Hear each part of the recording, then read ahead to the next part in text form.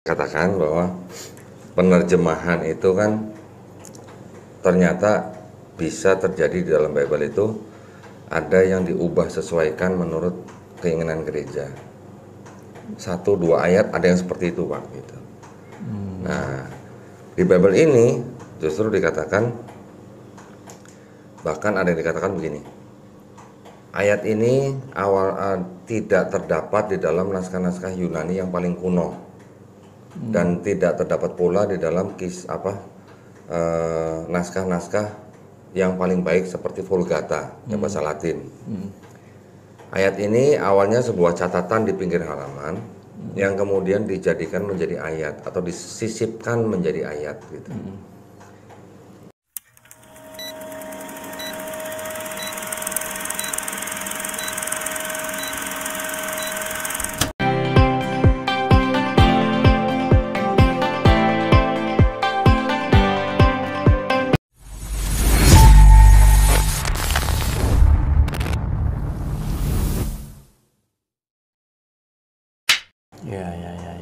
Ya. Jadi penerjemahannya aja bisa diubah sesuaikan gitu, Pak. Menurut dengan kepentingan gereja gitu. Wah, ini gak muteng ya. Nggak mungkin. Apa harus saya kasih lihat Bible-nya, baru lihat terus baru tahu mungkin. Belum pernah tahu. Belum pernah lihat ya? Belum pernah tahu. Bentar, tutup. Atau kita cut dulu deh. Cut dulu. Ambil buku li, biar Pak Bambang mudeng. Ya. Monggo. Tadi seperti saya katakan bahwa penerjemahan itu kan ternyata bisa terjadi di dalam Bible itu, ada yang diubah sesuaikan menurut keinginan gereja. 1-2 ayat ada yang seperti itu, Pak, gitu. Nah, di Bible ini justru dikatakan, bahkan ada yang dikatakan begini, ayat ini tidak terdapat di dalam naskah-naskah Yunani yang paling kuno, dan tidak terdapat pula di dalam naskah-naskah yang paling baik seperti Vulgata yang bahasa Latin. Ayat ini awalnya sebuah catatan di pinggir halaman yang kemudian dijadikan menjadi ayat atau disisipkan menjadi ayat gitu. Bible ini berani mengatakan bahwa karenanya bagian ini atau ayat ini pasti tidak asli. Sudah dikatakan begitu ya? Ya. Jadi jujur. Jujur dong. Tapi Bible ini tidak untuk diperjualbelikan, tidak untuk diperdagangkan. Jadi Bible ini khusus untuk calon-calon pastor lah gitu. Oh, apa dibilang ini apa kitab rahasia begitu, yang tidak boleh diketahui oleh umum gitu? Iya, jadi jemaat memang nggak punya ini. Yang punya ini hanya calon-calon pastor. Itu untuk studi Bible gitu, Pak. Iya. Oh. Karena kalau dilepas ke umum, umat akan bingung gitu ya? Iya, ya. Umat itu kan biasanya hanya mendengar dari pendeta gitu kan. Bahkan sampai abad keberapa pun umat nggak boleh buka Bible. Yang bacain pendeta di mimbar gitu. Kok sejauh apa Koh dan Doni ini mempelajari Bible? Artinya sejauh itu sampai di mana sih? Nah itu. Gitu. Sampai akhirnya saya bisa membuktikan ternyata di dalam Bible itu ada ayat-ayat yang rupanya ayatnya itu adalah ayat sisipan atau ayat tambahan atau ayat, bahkan ada ayat yang dipinjamkan gitu, Pak. Maksud tahu nggak Pak maksudnya dipinjamkan? Nggak tahu. Dalam konteks ini nggak tahu. Kalau pinjam duit Gini Pak, kalau di dalam perjanjian baru ada yang disebut dengan 4 gospel. 4 gospel itu ada Matius, Markus, Lukas, Yohanes, ya kan? Keempat gospel ini yang menceritakan tentang kehidupan dari Yesus, ya, dari lahir sampai disalib sampai diangkat. Yang menceritakan dari lahir itu hanya Matius dan Lukas. Kalau yang Markus tidak menceritakan dari lahir, Yohanes pun juga tidak menceritakan dari lahir. Tetapi sebenarnya dari 4 gospel ini, menurut pakar-pakar Kristen sendiri, yang ditulis pertama kali itu malah yang Markus, yang tidak menceritakan kisah Yesus dari lahir. Bahkan silsilahnya juga nggak ditulis di Markus. Nah, Markus ditulis kira-kira tahun 65 Masehi. Kira-kira 10 tahun kemudian penulis Matius dan penulis Lukas ini menyadur dari Markus. Menyadur dari Markus, kemudian menambahkan dengan sumber-sumber berita yang disebut dengan Q, huruf Q. Itu kepanjangan dari kata Quell. Quell itu dari bahasa Jerman yang artinya kabar berita lah, kabar berita yang beredar di masyarakat gitulah. Nah, karena Matius dan Lukas ini menyadur dari Markus, makanya apa yang ada di Markus hampir semuanya ada di Matius dan Lukas. Ketiga-tiganya ceritanya semuanya sama, makanya ketiga gospel ini disebut sebagai gospel sinoptik, Pak. Nah, yang keempat, yang Yohanes, ini penulisannya sama sekali berbeda dengan yang tiga ini. Ya. Kalau yang Yohanes ini dianggapnya malah dia lebih menceritakan daripada sisi keilahiannya Yesus, gitu. Yang Yohanes. Nah, makanya karena Matius dan Lukas menyadur dari Markus, kadang-kadang yang di Matius ini ada beberapa ayat yang dipinjam dari Markus gitu. Oh, gitu. Itu yang disebut dengan ayat pinjaman gitu. Dikembalikan apa enggaknya saya nggak tahu. Ya. Jadi begitu. Jadi ada ayat sisipan, ada ayat tambahan, ada ayat pinjaman malah gitu. Ini hanya khusus 4 gospel. Belum lagi nanti yang surat-surat lain, yang di surat-surat Paulus, surat-surat yang selain Paulus tuh nanti ada yang Petrus, yang Yakobus, Yohanes dan segala macam. Belum lagi nanti yang perjanjian lama. Yang perjanjian lama pun juga ada yang ditambahkan. Gitu. Jadi ya memang banyak sekali pernik-perniknya. Tetapi secara umum ya Pak ya, secara umum akhirnya saya tidak lagi mempercayai Bible ini sebagai kitab suci. Dikarenakan apa? Sebuah kitab suci kalau sudah ada campur tangan manusia, ya. Sudah bukan suci lagi. Sudah tidak suci lagi kalau menurut saya gitu, ya kan. Dan lagi pula ternyata seperti tadi di awal saya katakan, setelah saya mempelajari ulang ternyata jauh dari seperti apa yang saya bayangkan gitu Pak. Maksud saya begini, tadi kan saya menyebutkan kitab yang disebut dengan kitab Tanakh. Kitab Tanakh itu kan sebenarnya milik Yahudi Pak. Milik Yahudi, kemudian terjemahkan ke bahasa Yunani menjadi kitab yang disebut dengan Septuaginta. Kemudian itu diterjemahkan lagi dan akhirnya dipakai menjadi perjanjian lamanya orang Kristen. Sedangkan perspektifnya orang Yahudi terhadap kitabnya mereka dengan perspektifnya orang Kristen terhadap kitabnya orang Yahudi itu ternyata beda Pak. Beda jauh. Orang Kristen bilang Yesus sudah dinubuatkan di perjanjian lama. Perjanjian lama diambil dari kitab Yahudi. Orang Yahudi bilang tidak ada itu namanya nubuat buat Yesus, nggak ada. Karena Mesias buat mereka tuh Mesias tuh nanti di akhir zaman gitu. Sedangkan di Kristen Mesias yang dimaksud di dalam kitabnya orang Yahudi itu ya Yesus gitu. Ini kan ada perbedaan perspektif, gitu kan? Makanya di dalam Yahudi atau Yudaisme mereka tidak mengaku Yesus dan tidak menganggap Yesus sebagai Mesias. Sebentar. Ya. Pertanyaan itu. Pertanyaan intinya ini aja deh, seperti sudah banyak lah videonya. Sampai kemudian menjadi seperti ini gitu. Awalnya gimana? Ya, sebenarnya dimulainya dari masa setelah ayah saya bersyahadat sampai akhirnya saya bersyahadat itu kan 7 tahun Pak. Di masa itu saya mempelajari Bible juga Al-Quran. Lawan perbandingan ya? Iya dong, sebagai perbandingan dong. Kalau yang lain-lain, agama yang lain saya pikir sudah nggak masuk karena nggak pas lah buat saya lah konsepnya lah, konsep pertuhanannya. Tapi pernah belajar? Pernah ya, tapi sedikit lah, hanya kulit-kulitnya aja. Tapi waktu saya mempelajari Quran, akhirnya saya mendapatkan kesimpulan bahwa kalau yang namanya Bible itu sudah ada campur tangan manusia sehingga tidak bisa dianggap sebagai kitab suci. Kalau yang Quran saya melihatnya ini tidak mungkin karangan manusia gitu. Karena ini tulisan-tulisan di dalam Al-Quran itu hanya bisa ditulis kalau ada alat-alat yang memadai gitu.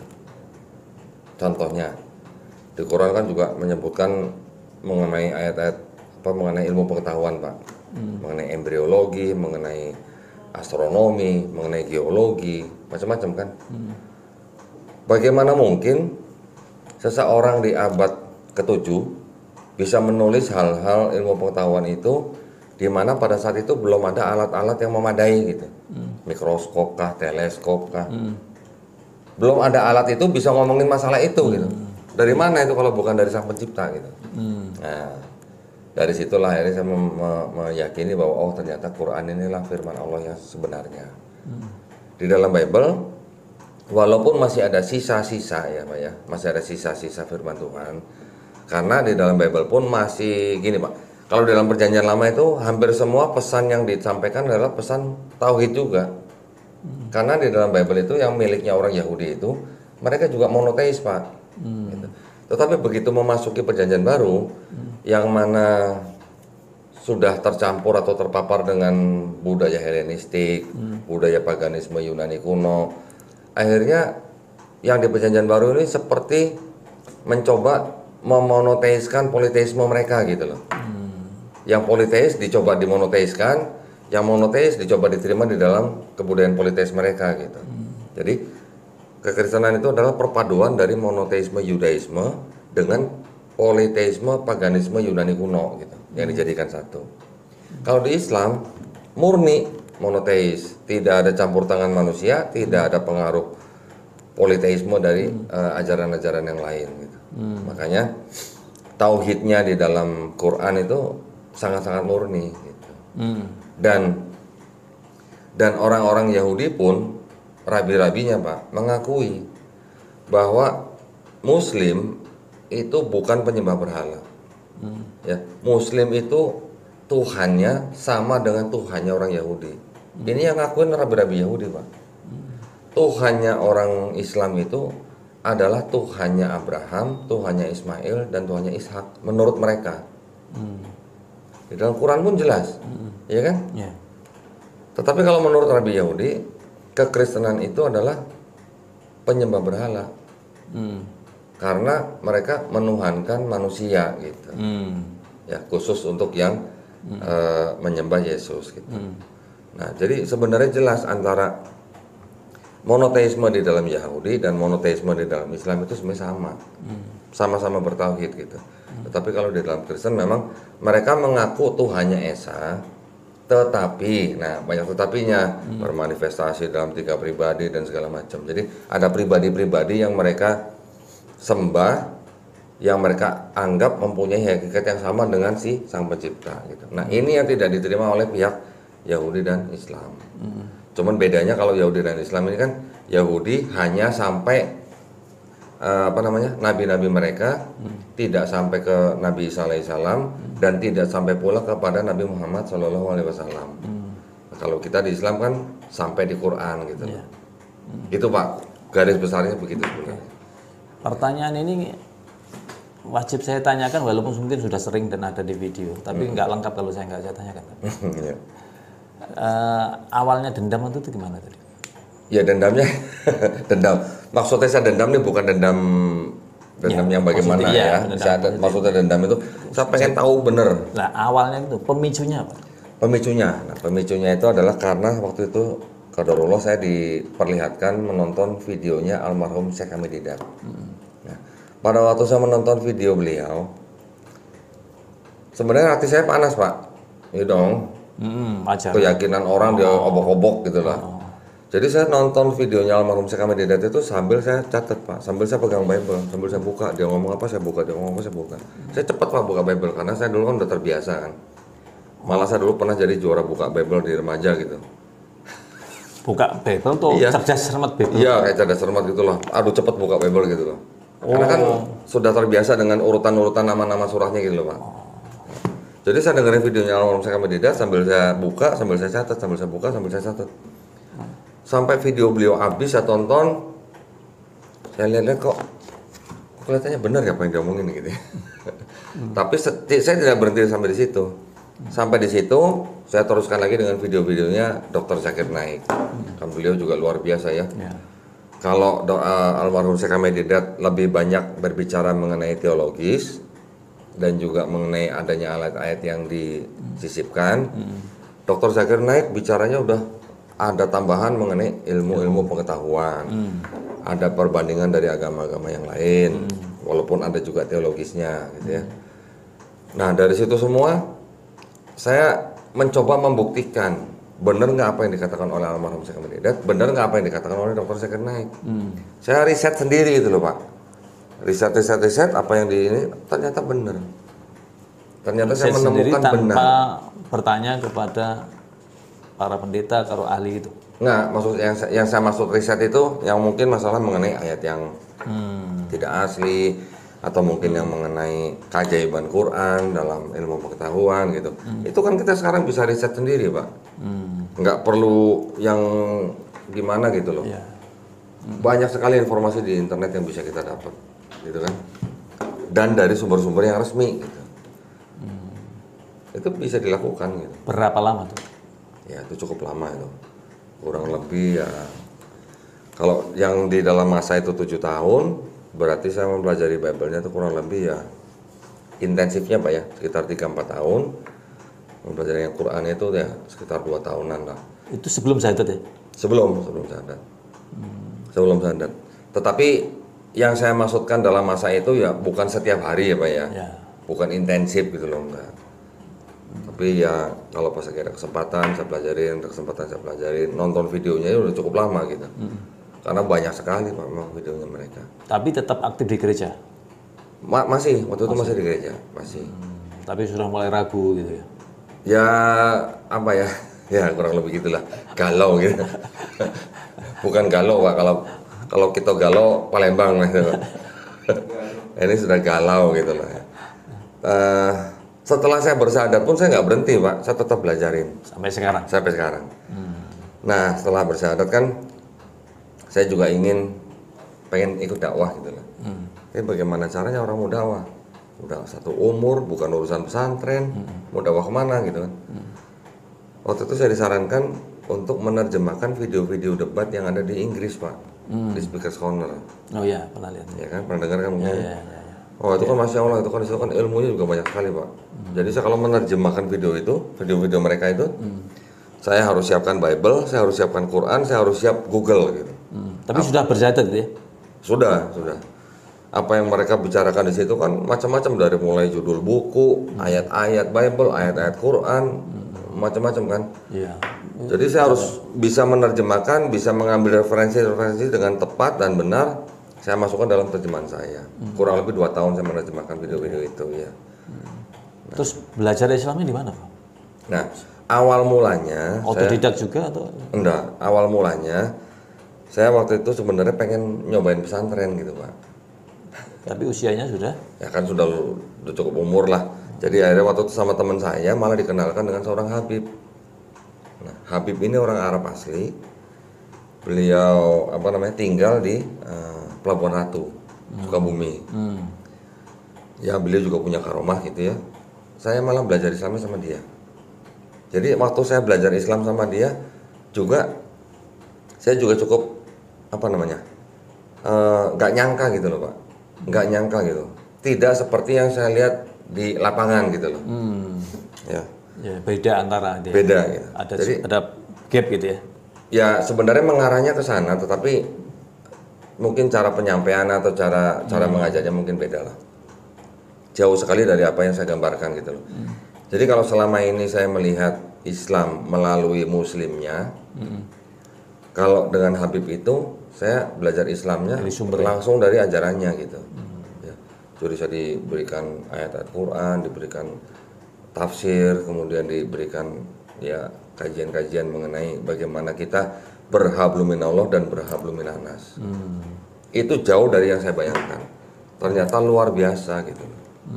Sampai saya mau bunuh semut aja mikir gitu.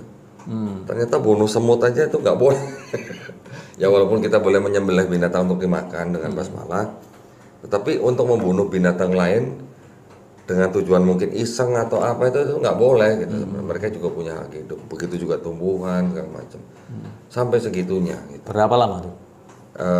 Kurang lebih sekitar yang intensif waktu itu kurang lebih sekitar 6 bulan. 6 bulan. Kemudian setelah itu agak jarang, tapi tetap rutin gitu.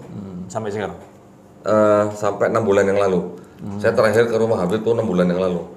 karena saya sibuk mondar-mandir ke Solo kemarin, jadi sampai 6 bulan ini saya belum sempat datang ke Solo. Sebelum-sebelumnya paling tidak sebulan sekali saya ke sana. Gitu. Ya entah itu hanya silaturahmi, hanya padahal kalau saya ke sana itu kerjanya hanya ngobrol sampai pagi, Pak, sampai subuh ketemu sholat baru kerjanya cuma itu aja. Begitu datang hanya ngobrol aja, ngaji aja sama beliau. Privat? Privat. Tidak bersama sama yang lain gitu ya? Enggak. Alhamdulillah yang boleh nginep di rumah Habib itu cuma saya gitu. Tamu-tamu yang lain nggak ada yang boleh nginep. Santri khusus? Kayaknya santri khusus gitu. Ada pesan-pesan tertentu dari Habib? Buat Habib? Enggak. Dari Habib? Iya. Oh ya, kalau pesan yang dari Habib yang saya paling ingat itu ya, hanya ini aja. Jangan takabur. Jangan takabur. Itu aja saya. Yang paling saya ingat. Jadi kemana-mana, insya Allah kita mencari ridho Allah dan jangan sampai kita takabur. Itu aja pesan dari Habib. Yang paling saya ingat. Iya. Ini satu lagi, biasanya para mu'alaf kan konflik dengan keluarga ya. Apa? Biasanya para mu'alaf itu kan konflik dengan keluarga, bahkan sampai konflik. Diusir. Iya. Oh. Sampai diusir dan sebagainya. Kalau ini kan? Kalau alhamdulillah Karena kalau kan keluarga ayahnya besar. kan sudah. Iya. Kan ayah saya waktu itu kan bersyahadat karena setelah beberapa lama setelah bercerai. Jadi ayah saya kan bercerai dengan ibu saya. Ibu saya ikut saya. Alhamdulillah di keluarga saya tidak ada masalah dengan mau pindah agama pun, nggak ada masalah. Jadi tidak ada yang sampai saya diusir apa segala macam enggak. Karena mungkin karena sudah bersosialisasi dengan masyarakat Muslim ya waktu Iya. sehingga nggak punya undangan. Iya. Apa pesan kau ke para mu'alaf yang baru ini? Kan mesti banyak yang Ya. biasanya yang diusir dan sebagainya. Apa pesan? Ya gini, misalnya gini. Iman Islam itu adalah sesuatu yang sangat-sangat bernilai, ya. Artinya sebuah anugerah yang sangat besar. Tidak mungkin nikmat Islam itu bisa kita peroleh dengan daya dan upaya kita sendiri. Tidak bisa kita dapatkan dengan kekuatan kita sendiri. Jadi yang namanya nikmat Islam itu adalah anugerah dari Allah Subhanahu wa taala. Allah Subhanahu wa taala bisa saja memuslimkan semua manusia yang ada di bumi, Pak. Betul kan? Ya. Tapi kenapa tidak dilakukan? Supaya kita bisa berjihad gitu, Pak. Kita kan juga diwajibkan untuk menyampaikan walaupun hanya satu ayat. Iya kan? Kita juga wajib berdakwah dengan apapun caranya, dengan cara yang paling simpel dan paling ringan. Hanya dengan senyum aja itu sudah dianggap berdakwah kepada orang non muslim. Jadi pesan saya, jika seorang mu'alaf yang sudah diizinkan untuk memeluk atau menerima nikmat iman Islam itu, ya bersyukurlah, kita adalah manusia-manusia yang diizinkan atau dipilih Allah Subhanahu wa taala, ya, untuk menjadi seorang muslim. Jadi dipertahankan, harus diusahakan kita tetap bersyukur supaya kita istiqomah dan husnul khotimah. Amin. Itu aja Pak. Baik. Ya. Baik.